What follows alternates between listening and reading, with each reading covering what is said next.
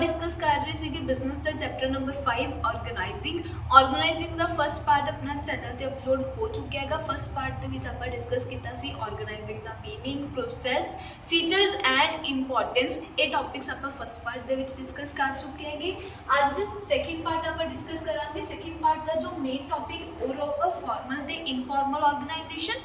लेकिन formal informal discuss करने तो पहला आप डिस्कस करांगे कंसैप्ट ऑफ ऑर्गेनाइजिंग बारे। छोटा जिहा टॉपिक है थोड़े बुक के दिता होया की कहते हैं कंसैप्ट ऑफ ऑर्गेनाइजिंग। इहदे आपको ऑर्गेनाइजिंग के दो व्यूज दिते हुए हैं कि ऑर्गेनाइजिंग एज अ प्रोसैस ते organising as a structure of relationship. कि जो तुम ऑर्गेनाइजिंग की गल कर रहे होगे ना तो ऑर्गेनाइजिंग को आप दो व्यूज के अकॉर्डिंग देखते हैं, एक तो प्रोसैस की तरह, एक आप देखते हैं स्ट्रक्चर ऑफ रिलेशनशिप्स की तरह।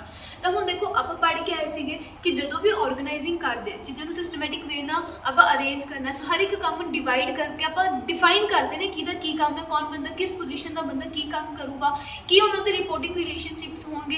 ये जी आप एक्टिविटीज़ परफॉर्म करते हैं चीज़ों को डिफाइन करते हैं, ये कदे भी एक बार नहीं हो सकती, ये करने का एक प्रोसैस है।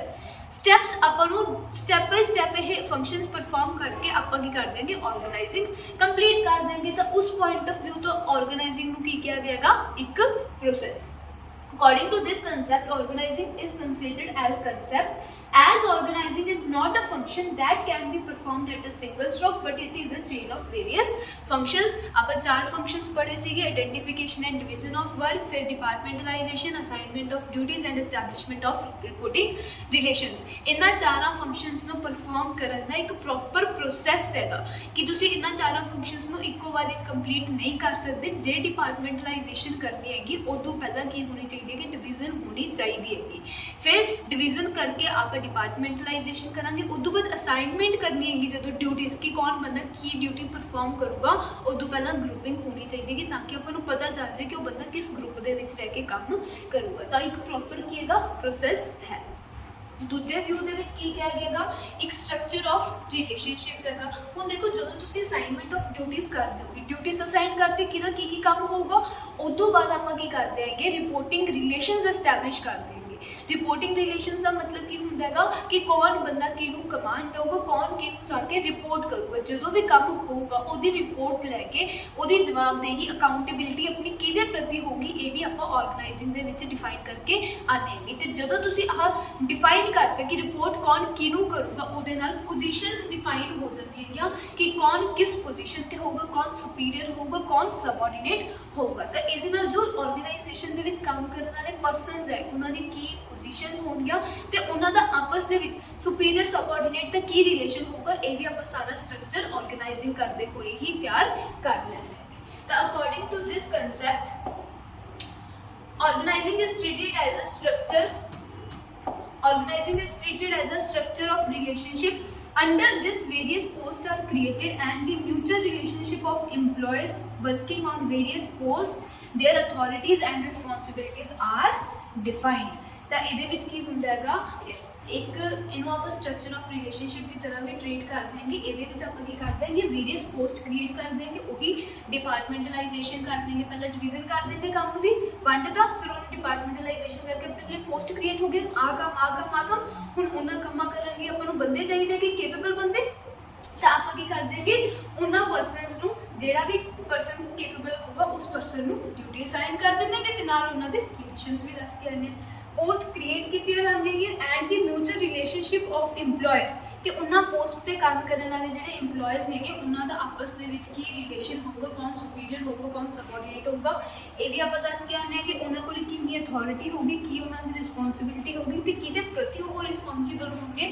ये सारिया चीज़ा आप ऑर्गेनाइजिंग के ही दस के आने हैं। इस प्रोसैस के आप सारिया चीज़ा डिफाइन करके आने हैं। तो ऑर्गेनाइजिंग के दो पॉइंट ऑफ व्यूज ने, एक तो वो प्रोसैस है वेरियस नंबर ऑफ फंक्शनस को परफॉर्म करने का, तो दूसरा वो की है एक स्ट्रक्चर है जिहदे आप mutual relationship of employees create कर रहे हैं कि उन्होंने अथॉरिटी उन्होंने रिस्पॉन्सिबिलिटी सारा कुछ डिफाइन करके आ रहे हैं। क्लीयर हुई अपनी गल।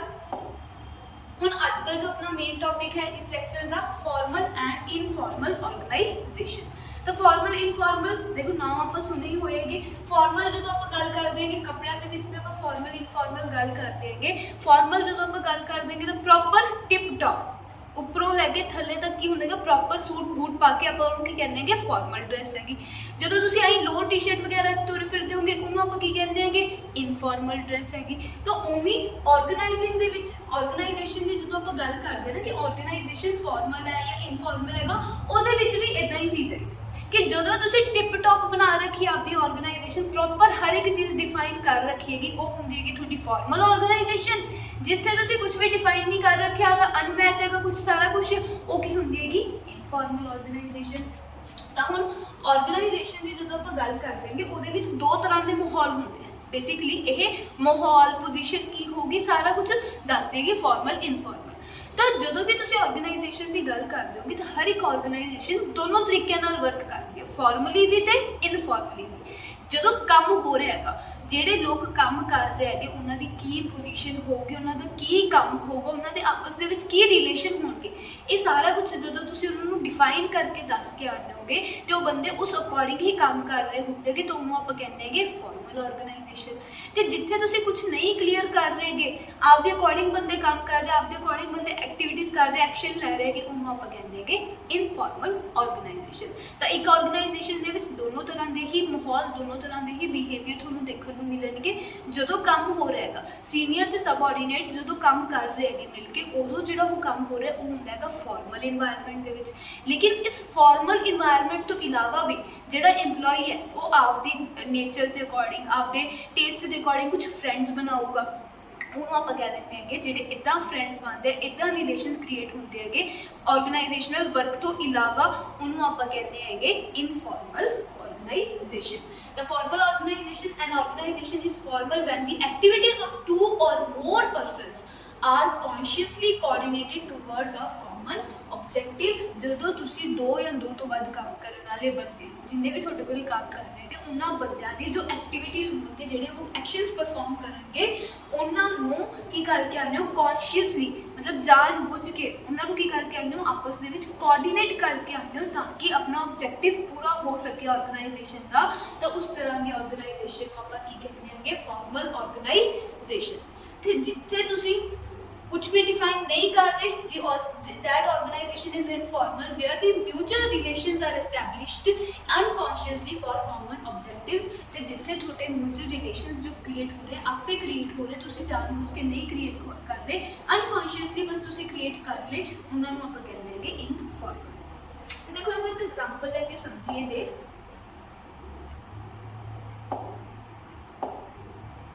ਹੁਣ ਤੁਸੀਂ ਸਾਰੇ ਸਕੂਲ ਜਾਂਦੇ ਹੋਗੇ, ਸਕੂਲ 'ਚ ਤੁਹਾਡੇ ਕੁਝ ਫਰੈਂਡਸ ਹੋਣਗੇ। ਤਾਂ ਦੇਖੋ ਸਕੂਲ ਦੇ ਵਿੱਚ ਜਦੋਂ ਆਪਾਂ ਜਾਂਦੇ ਹੈਗੇ ਆਪਣੀ ਕਲਾਸ ਦੇ ਵਿੱਚ ਕਿੰਨੇ ਸਾਰੇ ਬੱਚੇ ਹੁੰਦੇ ਹੈਗੇ, ਤਾਂ ਹਰ ਇੱਕ ਕੋਈ ਆਪਣਾ ਫਰੈਂਡ ਨਹੀਂ ਹੁੰਦਾ। ਹਰ ਇੱਕ ਬੱਚਾ, ਜੇ ਮੰਨ ਲਓ ਕਿ ਤੁਹਾਡੀ ਕਲਾਸ ਦੇ ਵਿੱਚ 50 ਸਟੂਡੈਂਟਸ ਹੈਗੇ ਤੇ 50 ਦੇ 50 ਸਟੂਡੈਂਟਸ ਆਪਣੇ ਫਰੈਂਡ ਬਣਨ ਜਾਂ ਆਪਣਾ ਉਹਨਾਂ ਦਾ ਨੇਚਰ ਮਿਲੇ, ਇਹ ਕੋਈ ਜ਼ਰੂਰੀ ਨਹੀਂ ਹੈਗਾ।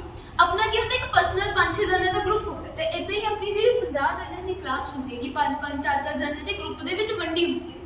ਹੁਣ ਆ ਜਿਹੜੇ 5-5 4-4 ਜਣਿਆਂ ਦੇ ਗਰੁੱਪ ਬਣੇ ਹੁੰਦੇ ਹੈਗੇ, ਇਹ ਕਿਵੇਂ ਬਣਦੇ ਹੈਗੇ, ਜਿਹੜੇ ਬੰਦੇ ਨਾਲ ਤੁਹਾਡੀ ਮੱਤ ਮਿਲ ਗਈ, ਜਿਹੜੇ ਬੰਦੇ ਨਾਲ ਤੁਹਾਡਾ ਨੇਚਰ, ਜਿਹੜੇ ਬੰਦੇ ਨਾਲ ਤੁਹਾਡੀਆਂ ਹਰਕਤਾਂ ਮਿਲ ਗਈਆਂ, ਉਸ ਗਰੁੱਪ ਦਾ ਤੁਸੀਂ ਮੈਂਬਰ ਬਣ ਜਾਣਾ। ਤੇ ਇਦਾਂ ਆਪਣੀ ਕੀ ਬਣਦੇ ਹੈਗੇ, ਇਹ 5-5 6-6 ਬੰਦਿਆਂ ਦੇ ਸਕੂਲ ਦੇ ਵਿੱਚ ਗਰੁੱਪ ਬਣਦੇ ਹੈਗੇ। ਤਾਂ ਇਦਾਂ ਜਿਹੜੇ ਤੁਸੀਂ ਰਿਲੇਸ਼ਨਸ ਬਣਦੇ ਹੈਗੇ ਨਾ, ਹੁਣ ਜਦੋਂ ਤੁਸੀਂ ਕਿਸੇ ਬਿਜ਼ਨਸ ਆਰਗੇਨਾਈਜੇਸ਼ਨ ਦੀ ਗੱਲ ਕਰ ਰਹੇ ਹੋਗੇ ਤਾਂ ਉੱਥੇ EMPLOYEES ਵੀ ਕਿੰਨੇ ਸਾਰੇ ਕੰਮ ਕਰਦੇ। ਹੁਣ ਆਏ ਤਾਂ ਹੈ ਨਹੀਂਗਾ ਕਿ ਉਹ 24 ਘੰਟੇ ਸਾਰਾ ਦਿਨ ਕੰਮ ਦੀਆਂ ਗੱਲਾਂ ਹੀ ਕਰਦੇ ਹੋਣਗੇ, ਕੰਮ ਤੋਂ ਇਲਾਵਾ ਵੀ ਉਹ ਆਪਦੀ ਗੱਲਾਂ ਕਰਦੇ ਹੋਣਗੇ, ਕੁਝ ਦੁੱਖ ਤਕਲੀਫਾਂ ਸਾਂਝੀਆਂ ਕਰਦੇ ਹੋਣਗੇ, ਖੁਸ਼ੀਆਂ ਗਮੀਆਂ ਵੰਡਦੇ ਹੋਣਗੇ। ਉੱਦਾਂ ਜਿਹੜੇ ਉਹਨਾਂ ਦੇ ਰਿਲੇਸ਼ਨਸ ਬਣਦੇ ਆ ਨਾ, ਫਰੈਂਡਸ ਕ੍ਰੀਏਟ ਹੁੰਦੇ ਹੈਗੇ ਆਪਣੀ ਆਰਗੇਨਾਈਜੇਸ਼ਨ ਦੇ ਵਿੱਚ, ਉਹਨਾਂ ਨੂੰ ਆਪਾਂ ਕਹਿੰਦੇ ਹੈਗੇ ਇਨਫਾਰਮਲ ਆਰਗੇਨਾਈਜੇਸ਼ਨ। ਉਹ ਜਿਹੜੇ ਆਪਣੇ ਰਿਲੇਸ਼ਨ ਹੁੰਦੇ। ਗੱਲ ਕਲੀਅਰ ਹੋ ਗਈ। ਇੱਕ ਤਾਂ ਆਪਣੇ ਜਿਹੜੇ ਵਰਕਿੰਗ ਰਿਲੇਸ਼ਨ ਆਪਾਂ ਖੁਦ ਡਿਫਾਈਨ ਕੀਤੇ ਹੈਗੇ, वर्किंग रिलेशन हो गए अपने जेडे पोस्ट डिफाइन करके आए हैं, सुपीरियर सबऑर्डिनेट ਦੇ जो रिलेशन आप डिफाइन करके आए हैं वो तो आ ਜਾਂਦਾ ਹੈਗਾ ਫਾਰਮਲ ਆਰਗੇਨਾਈਜੇਸ਼ਨ ਦੇ ਵਿੱਚ ਕਿ ਤੁਸੀਂ ਇਦਾਂ ਕੰਮ ਕਰੋਗੇ, ਇਸ ਬੰਦੇ ਨੂੰ ਜਾ ਕੇ ਰਿਪੋਰਟ ਦੋਗੇ, ਇਹ ਬੰਦਾ ਤੁਹਾਨੂੰ ਕਮਾਂਡ ਦਊਗਾ, ਇਹ ਆ ਗਈ ਫਾਰਮਲ ਆਰਗੇਨਾਈਜੇਸ਼ਨ।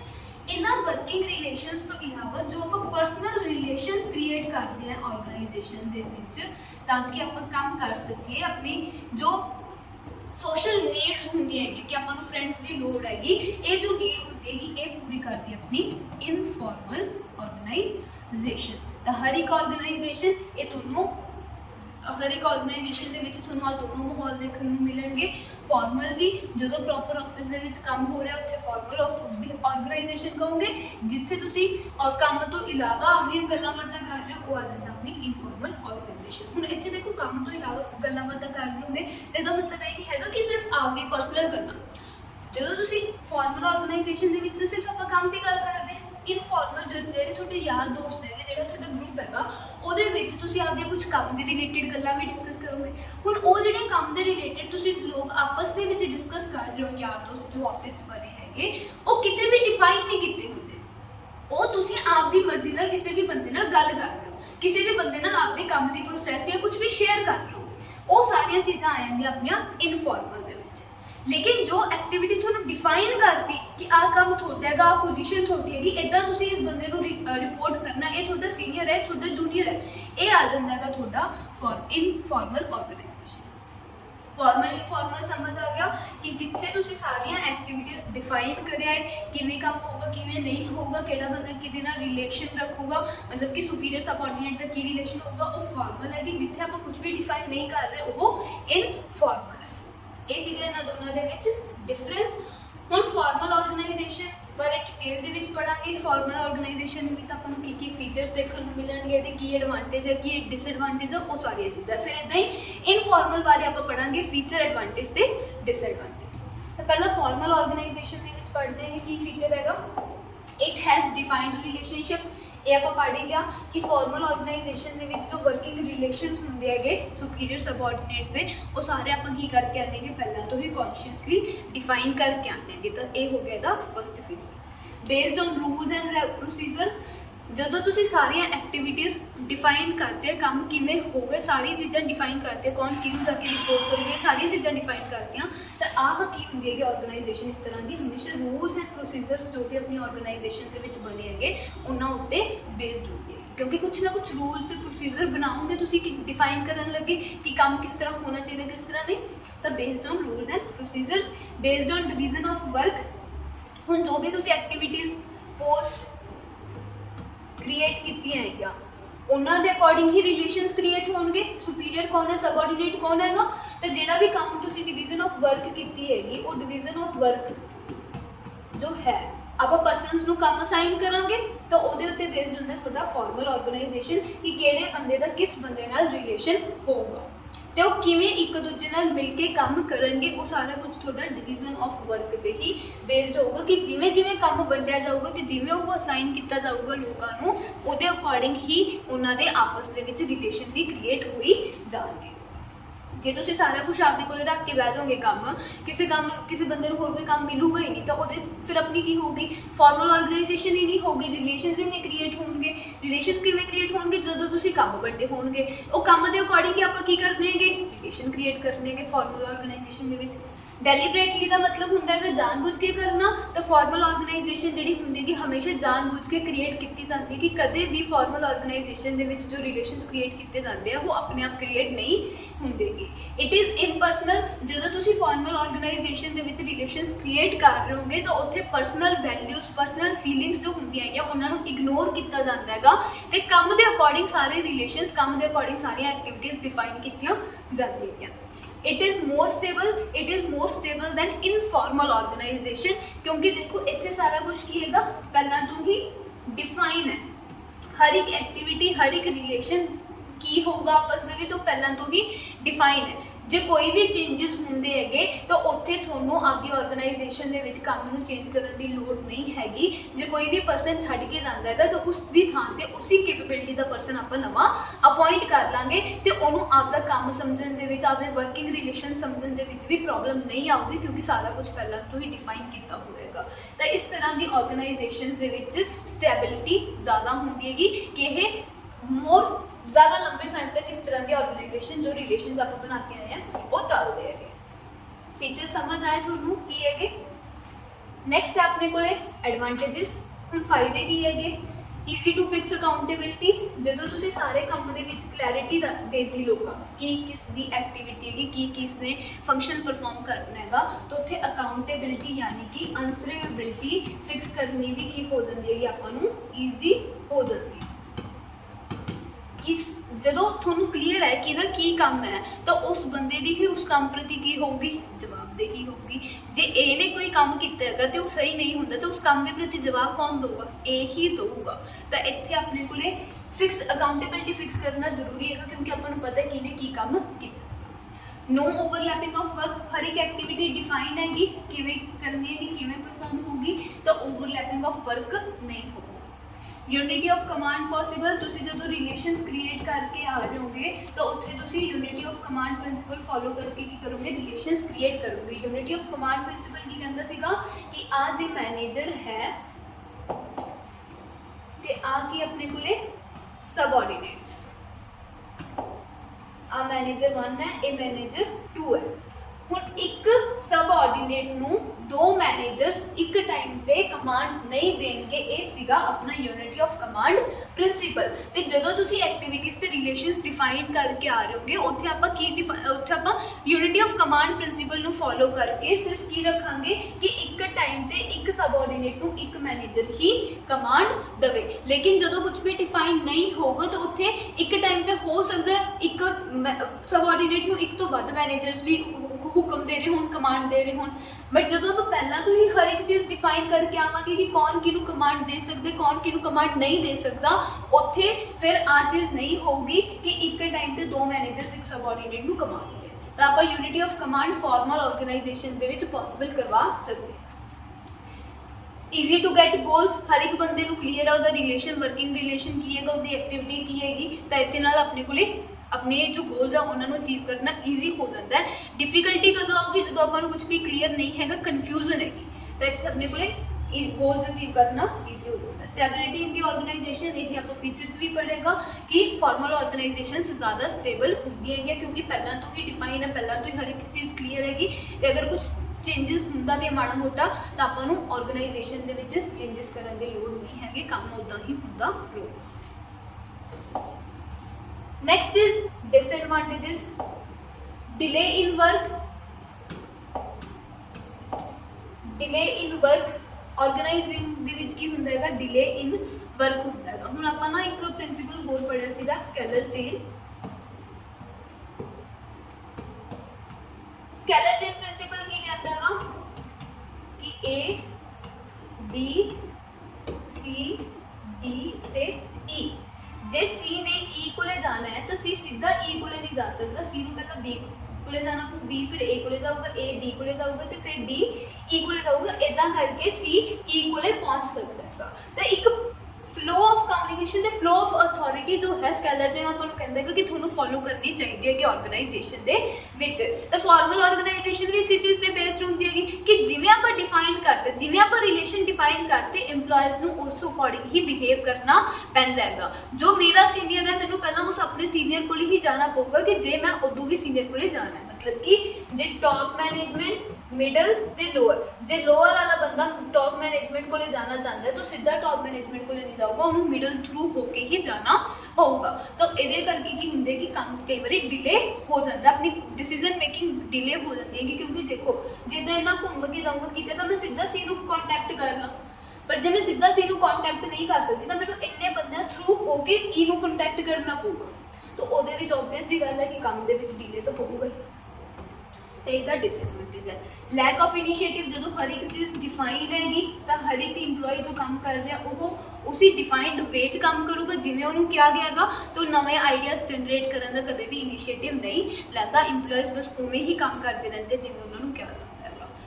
मैकेनिकलाइजेशन ऑफ रिलेशंस, इत्थे जो आप गल की सी इम्पर्सनल रिलेशंस कि वो जो पर्सनल रिलेशंस होंगे, पर्सनल इंटरैक्शनस होंगे आपस के इंप्लॉयज़ की, इस तरह की ऑर्गेनाइजेशन वो इग्नोर की जाती है कि रिलेशंस की किते होंगे, ओनली डिफाइन किते होंगे तो उन्होंने अकॉर्डिंग ही आप काम करना होंगे। तो ये सीगे disadvantages of formal organisation. Advantage disadvantage समझ आ गए, फीचर्स भी समझ आ गए। हुण नैक्सट है अपने को इनफॉर्मल ऑर्गेनाइजेशन, पहला ये फीचर्स फिर ये एडवांटेज ते डिसएडवांटेज। हुण फॉर्मल ऑर्गेनाइजेशन भी जिहड़ी हैगी वो किहदे उत्ते बेस्ड हुंदी हैगी, इनफॉर्मल ऑर्गेनाइजेशन किहदे उत्ते बेस्ड हुंदी हैगी, फॉर्मल ऑर्गेनाइजेशन दे उत्ते बेस्ड हुंदी हैगी। किवें बेस्ड हुंदी हैगी कि जिवें मान लो आपां प्रोडक्शन डिपार्टमेंट की गल करिए, क्या हाँ एक प्रोडक्शन डिपार्टमेंट हैगा, ਇਹਦੇ ਵਿੱਚ ਕੁਝ 10-15 ਬੰਦੇ मतलब मान लो काम कर रहे हैं, एग्जांपल ले रहे हैं 10-15 ਬੰਦੇ ਇਹਦੇ ਵਿੱਚ ਕੰਮ ਕਰ ਰਹੇ ਨੇ।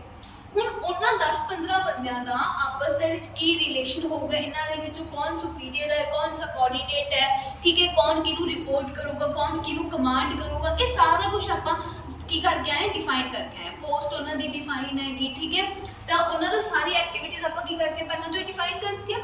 ਹੁਣ ਜਦੋਂ ਤੁਸੀਂ ਇਦਾਂ ਸਾਰਾ ਕੰਮ ਡਿਫਾਈਨ ਕਰਕੇ ਆਉਂਗੇ ਤਾਂ ਮਤਲਬ ਕਿ ਉਹ ਕਿਵੇਂ ਬਿਹੇਵ ਕਰ ਰਹੇ ਹੈਗੇ, ਫਾਰਮਲੀ ਜਿਸ ਅਕੋਰਡਿੰਗ ਕੰਮ ਕਰ ਰਹੇ ਹੈਗੇ। बट इतना फॉर्मली बिहेव करन तो इलावा भी ये जो 10-15 बंदे इकट्ठे बैठे, कोई अपनी पर्सनल गल भी करेंगे, कोई होर गल भी करेंगे, जो एक्टिविटी इन्होंने डिफाइन की गई है उस इलावा भी कुछ ना कुछ एक्शनस परफॉर्म करेंगे, तो जी इनफॉर्मल ऑर्गेनाइजेशन होंगी है ना, हमेशा फॉर्मल रिलेशनस जिवें आप क्रिएट किए जाते हैं उन्होंने विचों ही क्रिएट की होंगी है। मतलब जेडे बंदे इकट्ठे मिल के काम कर रहे हैं वही की करेंगे आपस के इनफॉर्मल रिलेशनस भी क्रिएट करेंगे। The हमेशा based on formal organizations. It has no written rules and procedures. Informal ਦੇ ਵਿੱਚ ਕਦੇ ਵੀ ਕੋਈ ਵੀ rules and procedures ਨਹੀਂ ਹੁੰਦੇਗੇ। Independent channel of communication ਜਿਵੇਂ formal ਜੋ ਹੈ ਉਹ ਸਕੈਲਰ ਚੇਨ ਨੂੰ ਫੋਲੋ ਕਰਦੇ ਹੈਗੇ ਕਿ ਜੇ ਤੁਸੀਂ ਕਮਿਊਨੀਕੇਟ ਕਰਨੀ ਹੈਗੀ ਤਾਂ ਤੁਹਾਨੂੰ ਡਿਫਾਈਨਡ ਵੇ 'ਚ ਹੀ ਕਰਨੀ ਪਊਗੀ, ਲੇਕਿਨ ਇੱਥੇ ਕੋਈ ਵੀ ਡਿਫਾਈਨਡ ਵੇ ਕਮਿਊਨੀਕੇਸ਼ਨ ਦਾ ਨਹੀਂ ਹੁੰਦਾਗਾ। ਨਾਟ ਡੈਲੀਬਰੇਟਲੀ ਕ੍ਰੀਏਟਡ, ਇਹ ਜਾਣਬੁੱਝ ਕੇ ਨਹੀਂ ਕੀਤੀ ਜਾਂਦੀ, ਆਪਣੇ ਆਪ ਕ੍ਰੀਏਟ ਹੋ ਜਾਂਦੀ।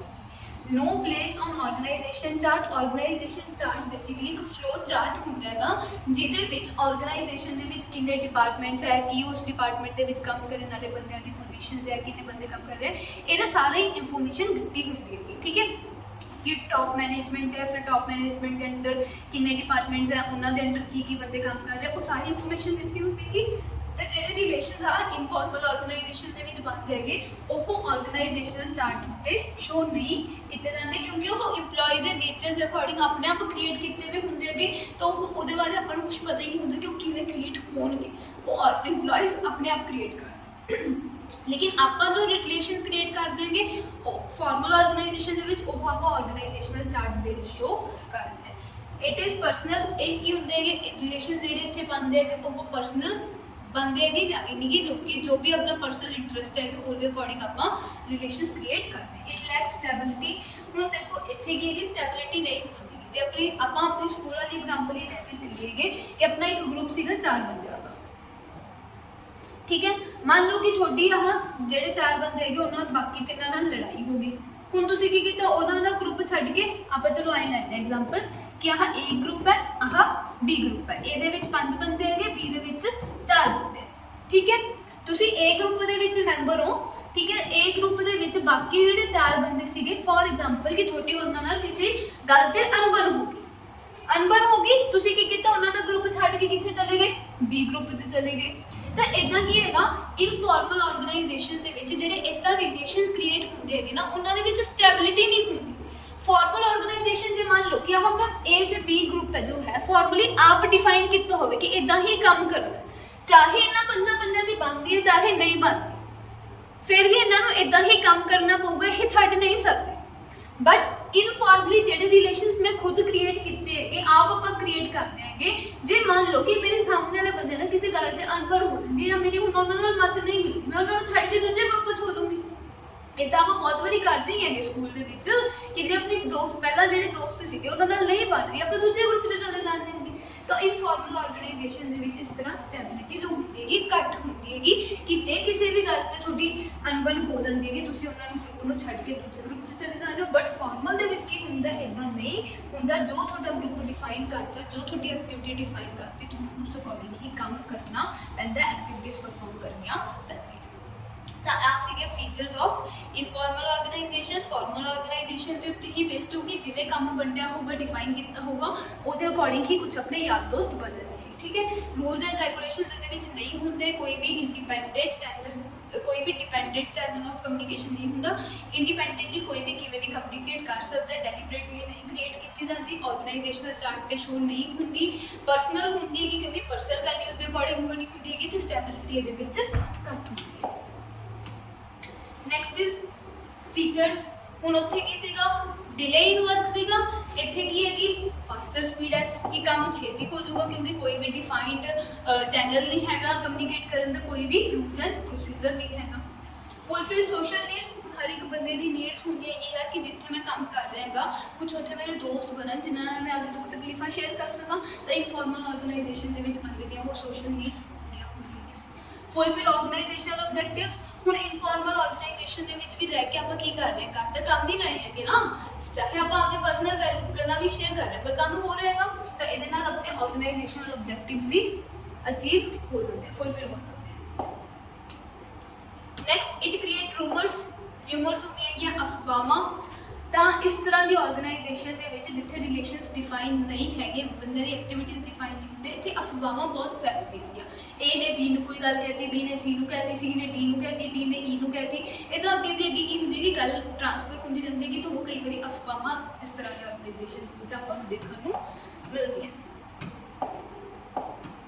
इट रजिस्ट चेंज, हुण वही ए बी वाले ग्रुप की गल कर लीए, 5 बंदे है, 4 बंदे है, ठीक है, मान लो थोड़ा स्कूल के 5 बंद का ग्रुप है, तो तुम पंजों कट्ठे बैठते होगे, ये बी ग्रुप के 4 बंदे है, ये चारों कट्ठे बैठते हैं। एक दिन टीचर ने थोड़े चो एक बंदे उठा के कहता कि तुम कट्ठे नहीं बैठना, तुम बी ग्रुप के नाल बैठना है, तो हम जे थोड़े फ्रेंड सर्कल थोड़ा ए ग्रुप फ्रेंड सर्कल हैगा, तो तुम बी के जाना पसंद नहीं करोगे, हो सकता है कि तुम टीचर को कह दो कि मैं उस ग्रुप के नहीं जाना, मैं इत्थे ही रहना, तो उदा ही इस तरह की ऑर्गेनाइजेशन होंगे कि जेडे इत्थे रिलेशनस क्रिएट होए हुए होंगे ना, वो बंदा आप क्रिएट करता है, तो जे उन्होंने कई बार कुछ चेंज फेस करना पै जाए, तो वो चेंज को एक्सैप्ट करने तो मना कर देगा, अडैप्ट करने तो मना कर देगा, तो ये इस ऑर्गेनाइजेशन की हैगी एक डिसएडवांटेज है, ठीक है। गल समझ आ गई कि जे थोड़ा कोई बंदा थोड़ा टीचर थोड़ा फ्रेंड सर्कल छोड़ के थोड़ा किसी होर नाल शिफ्ट कर रहा है, तो उत्थे आप टीचर को मना कर देना कि मैं उत्थे शिफ्ट नहीं होऊंगा, मैं इत्थे बैठूंगा, तो उवें ऑर्गेनाइजेशन के काम करने वाले जिहड़े इंप्लॉयज़ है, जे उन्होंने कोई चेंज फेस करना पै जाता है अपने इन्होंने रिलेशन के विच, तो हो सकता वो भी इस चेंज को एक्सैप्ट करने तो मना कर दें, तो यही अपने को एक डिसएडवांटेज होता है। प्रेशर ऑफ ग्रुप नॉर्म्स, हुण जिवें कि मान लो तुसीं ए ग्रुप चो 5 बंदे हो, मान लो कि बाकी 4 जिहड़े तुहाडे फ्रेंड्स है कहते हैं कि अज बंक मारांगे, हुण तुहाडा बंक मारन दा जी नहीं हैगा, पर उन्होंने प्रेशर च आके हो सकता है कि तुसीं भी बंक मार लो क्लास, तो यही की होंदा है इत्थे जिहड़े इनफॉर्मली अपने ग्रुप्स बने हुए है, उन्होंने जो गल कहती उन्होंने प्रेशर च आके कई बार आपां नूं भी कोई गल मननी पै सकती है कि जिवें वो कह रहे हैं उन्होंने अकॉर्डिंग आपां नूं एक्टिविटी कोई एक्शन करना पै सकता है, तो इस तरह की ऑर्गेनाइजेशन के विच ग्रुप नॉर्म्स दा विच की होंदा प्रेशर होता है कि ग्रुप दी जो मान्यता है, ग्रुप जो चीज़ां फॉलो करता है वो भी आपां नूं फॉलो करनियां पैणगीਆਂ। तो ये सीगे disadvantages of informal organisation. Informal तो फॉर्मल थोड़ा क्लीयर हो गया की होंगे है, उन्होंने डिसएडवांटेज तो एडवांटेज भी समझ आ गए। हुण बुक के विच फॉर्मल इनफॉर्मल का एक थोड़ा डिफरेंस भी दिता होगा, ठीक है। डिफरेंस कोई अलग चीज़ नहीं हैगी, डिफरेंस इन्होंने पॉइंट्स तो ही निकल के आऊगा। मैं थोड़ा दस दिनी हैगी, जिवें देखो पहला फीचर्स तो शुरू कर हुण पहला उत्थे जिहड़ा आपां फीचर पढ़िया सी की पढ़िया सीगा based on rules and procedures, इत्थे की लिखिया no written rules and procedure, पहला डिफरेंस हो गया। इंडिपेंडेंट चैनल होंगे कि ये इंडिपेंडेंट नहीं होंगे, उत्थे आपां कम्युनिकेशन का जो फ्लो होंगे है डिफाइंड फ्लो वही फॉलो करते हैं। दूसरा नॉट डेलीबरेटेड क्रिएटेड, वो डेलीबरेटली क्रिएट की जाती है। तीसरा इम्पर्सनल होंगी, वो एक ही हैगी पर्सनल। चौथा डिफरेंस लैक्स स्टेबिलिटी, वो स्टेबल ज़्यादा होंगी हैगी। नैक्सट डिफरेंस थोड़ा कितने हो गए 1 2 3 4 5 डिफरेंस हो गए। फास्टर इन स्पीड वो की सीगी डिले इन वर्क, 6 डिफरेंस हो गए अपने। फुलफिल सोशल नीड्स होंगी उत्थे नहीं होंगी, 7 डिफरेंस हो गए अपने। क्रिएट्स र्यूमर्स उत्थे नहीं होंगे, 8 डिफरेंस। रेसिस्ट चेंज, ये चेंज करने तो मना कर सकते हैं, उत्थे ईजली चेंज हो जाता है तो वो मोर स्टेबल होंगी, ता करके क्लीयर हो गई गल। डिफरेंस कोई अलग तो नहीं आएंगे, इन्ना पॉइंट्स तो ही बननगे। तो एक बार बुक के विचों पढ़ लियो की पॉइंट्स दिते हुए है, बट आई नहीं है कि बाला आपां दिमाग खराब करने की लोड़ है कि आपां पॉइंट्स याद करने पैणगे, ठीक है। पॉइंट्स बाले हो जाते, बस कंसैप्ट को समझ लो, थोड़ा सा पॉइंट्स याद रह जाते जे चंगी तरह तुसीं कंसैप्ट समझ लिया। ਗੱਲ ਕਲੀਅਰ ਹੋਗੀ। ਹੁਣ ਇਸ ਟੌਪਿਕ ਦੇ ਵਿੱਚੋਂ ਕੋਈ ਵੀ ਡਾਊਟ ਹੋਵੇ, ਕੋਈ ਵੀ ਕੁਐਰੀ ਹੋਵੇ, ਕਮੈਂਟ ਡਾਊਨ ਕਰ ਲਿਓ, ਆਪਾਂ ਫਿਰ ਤੋਂ ਡਿਸਕਸ ਕਰ ਲਾਂਗੇ। ਇਸ ਟੌਪਿਕ ਦੇ ਰਿਲੇਟਡ ਲਾਈਵ ਲੈਕਚਰ ਵੀ ਲੱਗ ਚੁੱਕੇ ਹੈਗੇ ਤੇ ਇਹ ਵੀਡੀਓ ਵੀ ਅਪਲੋਡ ਹੋ ਚੁੱਕੀ, ਠੀਕ ਹੈ। ਤੇ ਹੁਣ ਆਪਾਂ ਮਿਲਦੇ ਹਾਂਗੇ ਨੈਕਸਟ ਲੈਕਚਰ ਦੇ ਵਿੱਚ। Thank you so much, have a good day.